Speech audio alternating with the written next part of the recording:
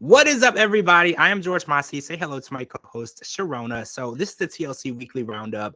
We are talking 1,000 pound best friends, 1,000 pound sisters. This is actually the season finale of 1,000 pound best friends, and we were kind of left with a cliffhanger. But I want to kind of start off with Ashley. So this is season 2, episode 10, and Ashley had her surgery. This was her second bariatric surgery.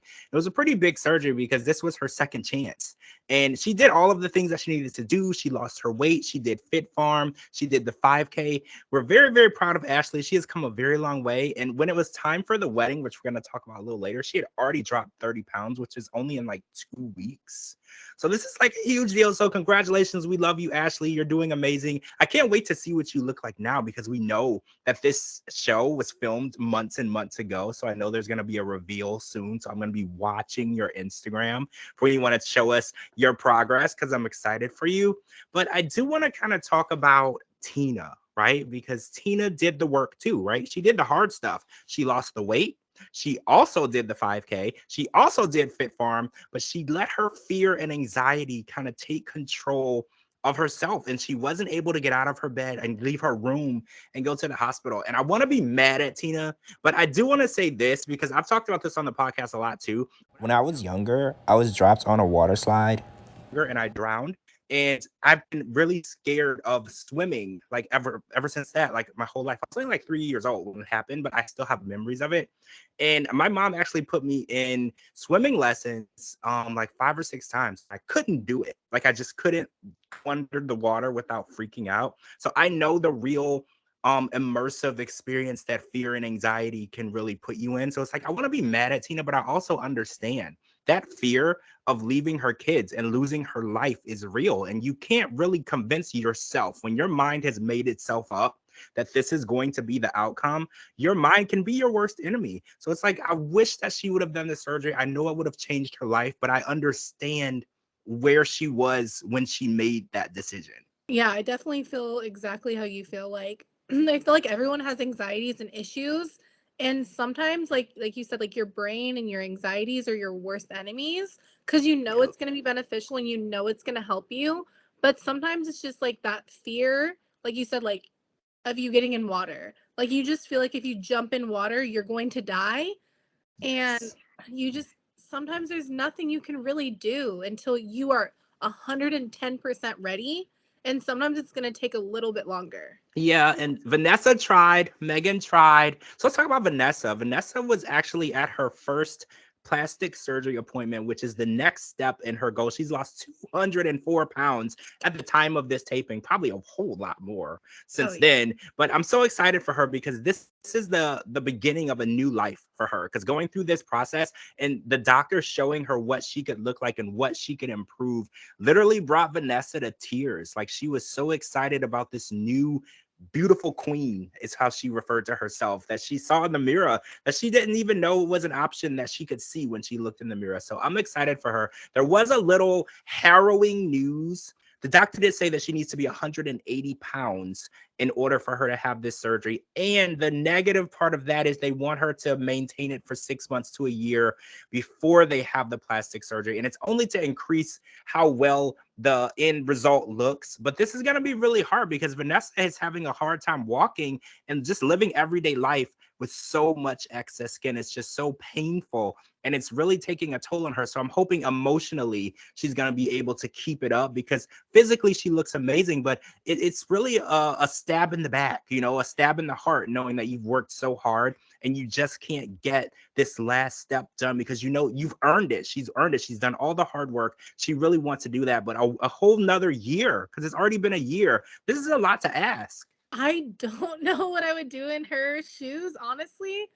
I would probably go wherever I could for someone to just take my skin off if that was my situation, because like she feels trapped in her body, like she said, and she really does need the surgery. And I get where the doctors are coming from, but like when someone is in that much pain, I don't know, maybe they'll reconsider and let her do it a little bit earlier. Yeah, I feel you on that. Like, go to a different doctor because if you notice, because Doctor Now, let's talk about Doctor Now for a second. He makes people lose like 120 pounds to have surgery. Dr. Proctor and Dr. Smith only require like 30 to 40 pounds. So different doctors have different requirements. So I don't want to say, I'm not saying that she should go to a different doctor or shop doctors or whatever, but there might be a doctor who might do it sooner than that or Yeah. not make her wait 6 months to a year.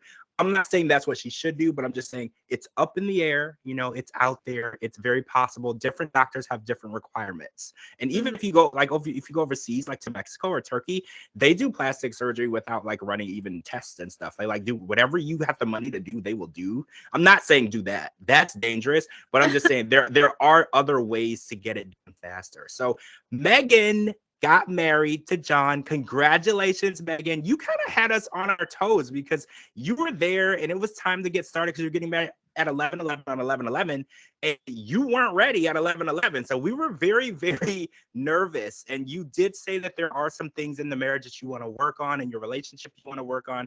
But at the end of the day, you love him. He loves you. You got married. It was beautiful. Congratulations. I'm happy for you guys. And it's never going to be rainbows and butterflies. So even though you think in the back of your mind there's issues you need to work on, that is marriage. Marriage is a big issue and obstacle that you work through together. It's like doing an obstacle course. It's like fit farm. Like marriage is just something you're going to keep working on. So I'm so happy for you guys. It was an amazing wedding. I didn't understand any of the vows. I'm not a gamer, so I didn't get any of it, but I'm glad that you guys got it.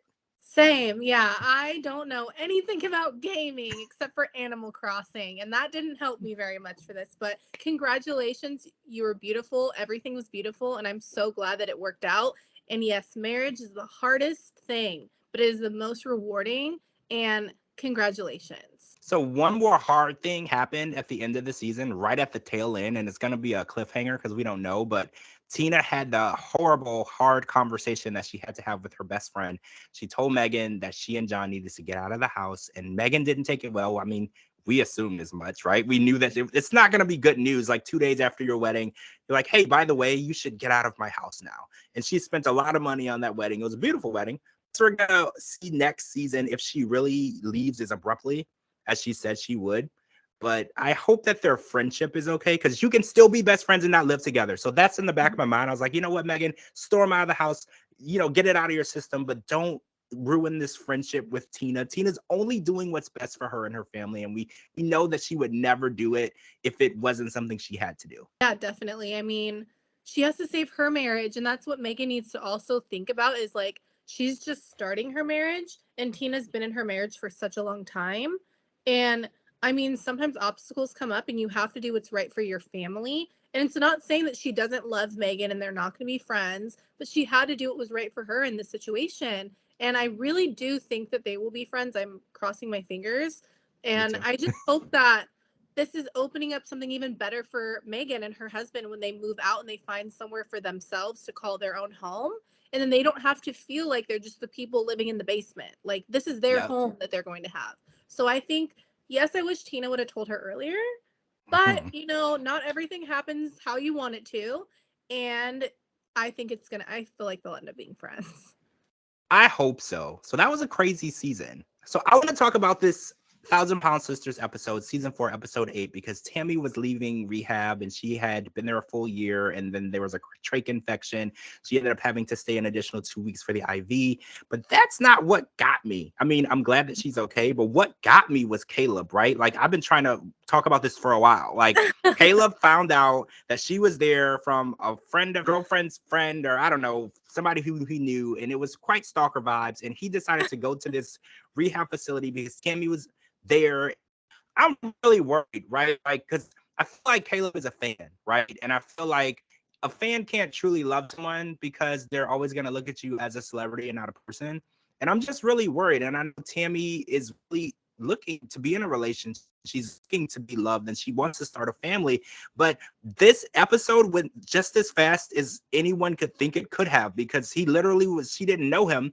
And then 2 weeks later, they're spending every moment together and then they're engaged. And I'm just really worried. Now, are you like as worried as me? Because Tammy is turning her life around and I just don't want anyone to come and hurt her now that she's starting her life over, Yes, I totally believe that you can have love at first sight and you can fall in love with someone and stuff can move quickly, but 2 weeks is just so fast. And like how you said that, like he was her fan. I thought they just met in rehab and like connected, but the fact that he went there for her, I mean, that's cute and everything. And I really want it to work because Tammy does not need anyone like her last boyfriends. Oh my God, she does not need that ever again. Like that negative energy needs to be gone forever. But Yes. I just hope that, like he said, that he looks at her as his wife or his girlfriend or whatever they're going to be. Because I mean, they're engaged and they're married on Instagram. Like they're already married. So I hope that he just looks at her as like his wife and his person and not like you said, like a celebrity and someone that he just wanted to be with because he saw her on TV and that she was at this rehab. Like, yeah, it's a little stalker. I kind of get where the family's coming from. Like, it just that didn't sit well with me. I thought the other gentleman that was at the rehab was the guy that was her. Nathaniel, me Yeah. too. Yes. And that would have been a little different because they would have just met there regularly, not. Yeah, and they have been talking for many months. So Yeah. so when I saw Nathaniel earlier in the season, I assumed that was the guy. So as Same. we were going through the season, and then I realized literally abruptly out of nowhere, Caleb just pops up in the one episode, in the exact same episode they're engaged. It just, and I don't want to like come across as like Caleb could be a bad guy. I don't know Caleb. I have seen him on social media, and I don't know anything about him. I'm just worried about Tammy, and it's just like she has been through so much. Her luck in general, like whenever something goes wrong, it's like we say in true Tammy fashion, complicated. It can't be easy. She goes through so much, and I just don't want her to be in a relationship that's not true and honest. And it's like this really got me. Like I've been watching the season and I literally had my jaw drop because I was like, there's no way they are engaged. She's like, I know we've only been talking for a couple of weeks, but he seems, and I was just like, no, this cannot be happening. Somebody has to step in. Like this cannot be happening. And even her friends at the facility were like, that's stalkerish. That's weird. Like I don't feel like it's honest. And it's like I don't want to say that because I know they're married and it's very possible that they have fallen in love and they love each other for real, but like at that moment I don't know how true that really was. Yeah, I feel that for sure. I hope that it blossoms into an amazing marriage and then they stay together and then they have their kids and they have this beautiful life. But like you said, I hope he doesn't for some reason like put her on the back on the wrong path or something like that. And I hope that he does get his surgery and they can both just grow together. And I hope that it's like a true like fairy tale for her because she deserves that. She does, and she's really angry with her family because they didn't do the trach training. So if she does leave rehab with Caleb, I don't know if he's allowed to leave, but I think it's a volunteer rehab. I don't think it's like you have to stay. So if she does leave with him, he will be the direct person with her. So he would have a lot of influence on, like you said, if she stays on track, if she does what she do. So that's where my worry comes in because her family is going to keep her on track. But if she decides that she doesn't want to go home to them because it's going to be too much, and she's really angry that they didn't get that training, but she has to remember Amy has two babies and Amanda has a job and kids, and it's a week-long process.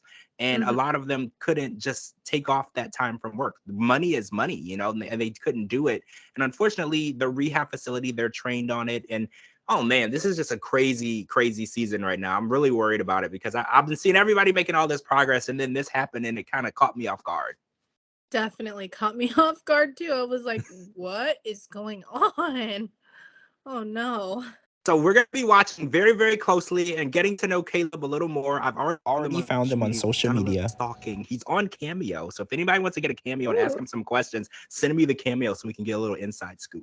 All right, guys. I'm George Mossey. This is my co-host, Cherona. Make sure you're following me on all social media platforms at George Mossey, georgemossey.com, and anywhere you get your podcast. And make sure you're following my co-host, Cherona, as well. This has been the TLC Weekly Roundup. 1,000-pound sisters, 1,000-pound best friends. We're saying goodbye to 1,000-pound best friends for now until next season. And we're going to have to see where Megan and Tina stand when that comes back. I think they should be good, but I don't know. I'm hoping, fingers crossed. All right, guys. We'll talk to you guys really soon.